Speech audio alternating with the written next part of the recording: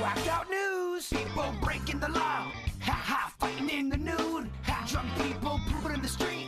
Ha ha, it's the whacked out news. Huh, so many people on meth. Ow!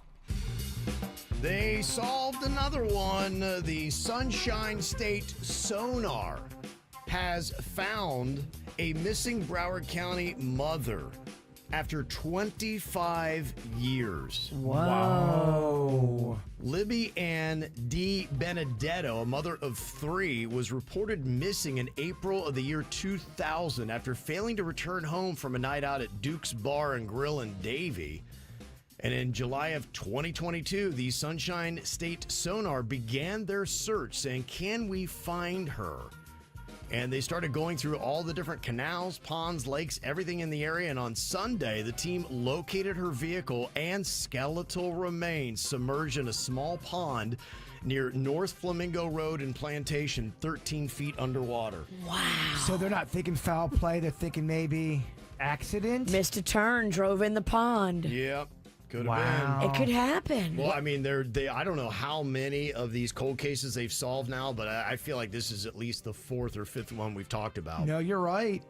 They're doing it all over the state, And too. think about all the ponds all over Yeah. South Florida. Like, we should be looking in all of them. Yeah, that's pretty much what they're doing. What bothers me and scares me is that's going to be an MO now for people to start doing that to make it seem like the victim was an accident and it really wasn't, if you know Okay. what I mean. Yeah. Oh, like drive your car in the pond after they killed you. That would be a way to get away, or at least an attempt to get away with it. Yeah, I would think that hopefully a forensics report would tell the actual cause of death, and so it would be harder to, cover up. But yeah, if you got somebody unconscious, be a way to do it. I'm not trying to give you a guidebook on murder. Yeah, but- it feels like murder tips brought to you by the KVJ show. No, I'm not just. I just know how this stuff- Murderers are like, damn, thanks. I didn't think about that. You're right. Thank you. Thank you, Kevin. Boy, Kevin, you're the best. Well, I think Jaybird kind of actually, I want to give him full credit. I think he's the one that really kind of,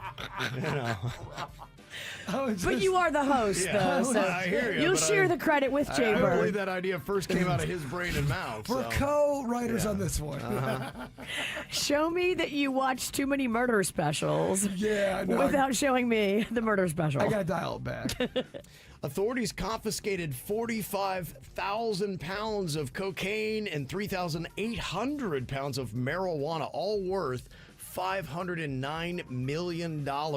Dang. These were 2 Mexican cartels trying to get their goods through Peru, Ecuador, and the Galapagos Islands before U.S. authorities got it.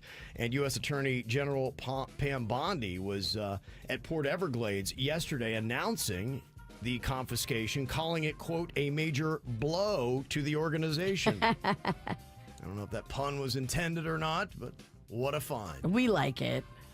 Did you see the crazy video of the pallbearers that were injured when they fell into the grave while carrying a casket in North Philadelphia? I guess it was kind of like a wood platform. No. And yeah, it collapsed. Were and they fell in. okay? It was uncomfortable. Did they die too? Nobody died, but there were some injuries that happened from it. I believe it was the son of the deceased that got trapped under his father's casket Oh, no. in the hole. It's rough, Virginia. Yeah, crazy. It was just a horrible incident that happened in a bad moment. The casket laid on top of him and he was out like a light. His face was in the mud. The whole thing was trembling. It was like wobbly. It was unstable. It was all wet and soaked. I think that they should apologize. I think that there should be some reimbursement involved, being that the ceremony was interrupted. Nothing was done properly.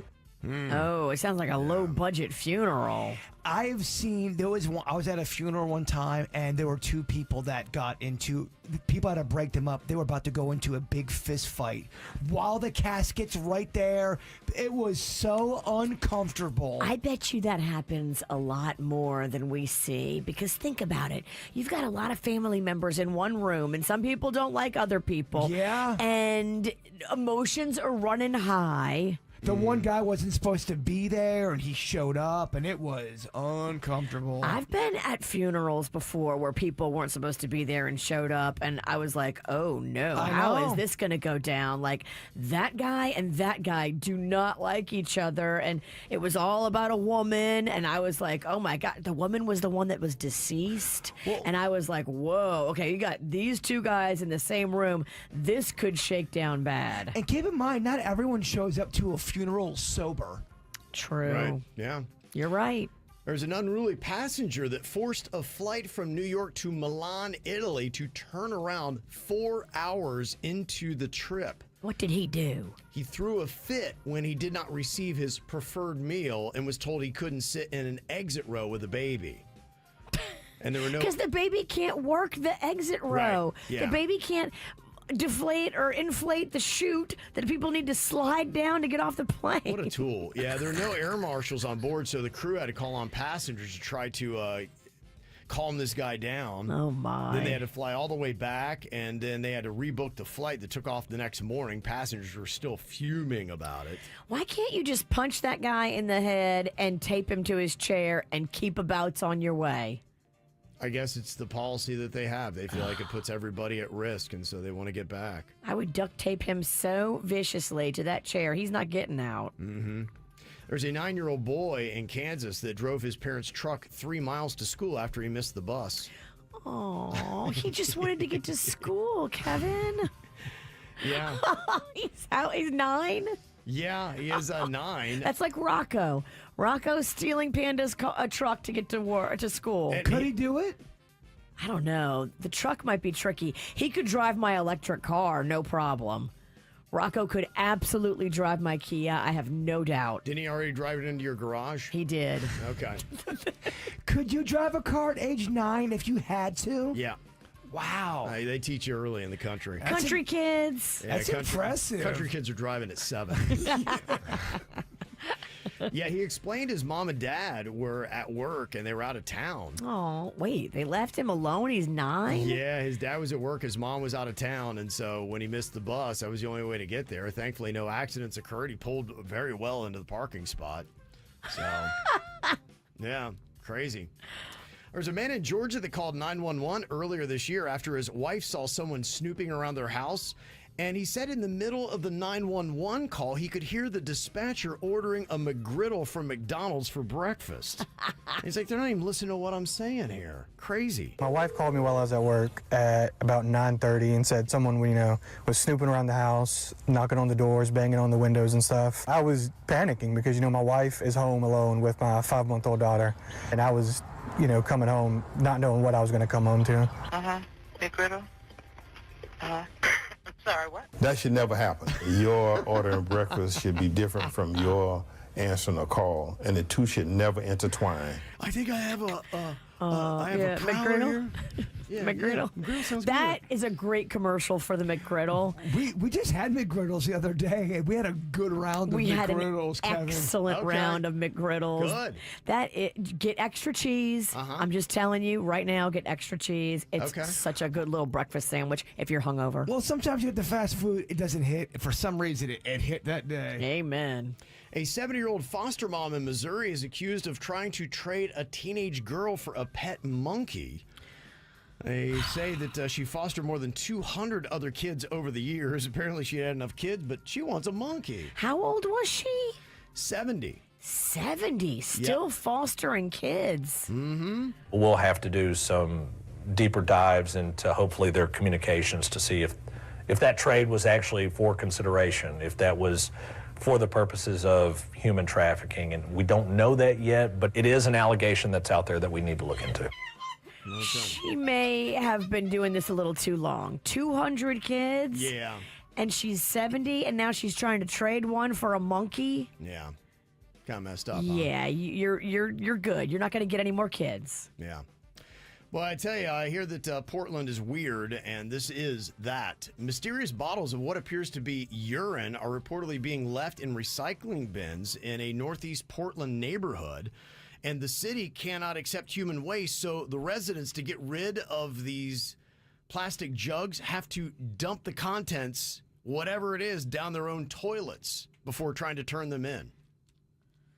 That kind of stinks, literally, huh? Literally, figuratively, awfully. It's Yep. gross. Yep. This is not your everyday story. Bottles of, again, what appear to be urine have been left in recycling bins in the same neighborhood since September. And tonight, we are learning it happened again today. So, Barry, we went door to door to see if anybody saw anything or heard anything, and a couple neighbors told us they saw a pickup truck that seemed suspicious. One even reported it to the police. We reached out to the police to confirm whether this is in fact the case, and we're still waiting to hear back. When you wake up in the morning, you might find yourself getting up to go check the mail. You likely don't expect to see this, what appears to be 6 bottles of urine sitting right next to your recycling bin. No, that's not good. It ain't right. I wonder what the backstory could possibly be, why someone's doing this. I think it's revenge. You do? Well, yeah, why? What else would they be doing this for? The only thing I could think, I don't know, is maybe they're homeless and that's what they do. I don't know why you wouldn't just pee on the ground. I don't know. You're right. Revenge probably works better. Yeah, it's you're trying to send some sort of message. It's Because a otherwise message. you would just take your own urine and go dump it somewhere and reuse that container. Yeah, That's a straight up message. It's a message, Kevin. it is a message. Okay. What would you do if that started happening at your house? Would probably sneak them over to the recycling bin of my neighbors. So you would now just I just pass it on. Now it's my neighbor Bill's problem. Yeah. pay it forward. Pay it Yeah, forward. you leave early in the cloak of night, Yep. Bill would never know. Exactly. That's all I'm doing. Bill's like, I don't get it. What's going on? And then you check his camera and be like, going, why is Kevin urinating in these bottles and leaving them at my door? Yeah. Sorry, Bill. This is how we do. It's the KBJ Show.